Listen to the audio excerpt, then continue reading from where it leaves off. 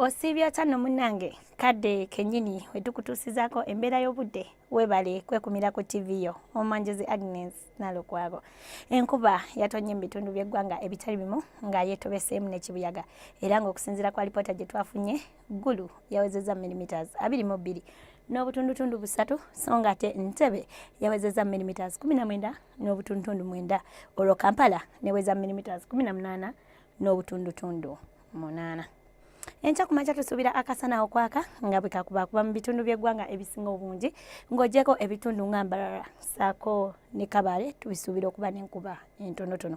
Olw'eggulo tusuubira enkuba okutonya mu bitundu by'eggwanga ebisinga obungi ng'ogyeko ebitundu ebimu mu bukiikakkono saako n'ebyo ebimu mu bukiikaddyo tusuubira akasana okwaka nga bwe kakubakubamu nga n'ebbugumu erya waggulu lijja tuukira ddala ku degrees 29 eyo mu bukiikakkono so ng'ate ekibuga ekikulu Kampala tusuubira ebbugumu okutuukira ddala ku degrees 27.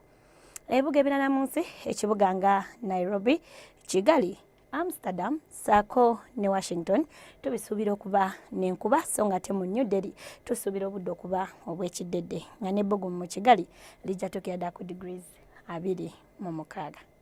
Ebyo tusobodde okufunayo kuva mu kisonga ky'eggwanga ekivunaanyizibwa ku mbeera y'obudde n'enkya tulindirire obudde bwe bumu sigala ku TV yo bingi bikyajja.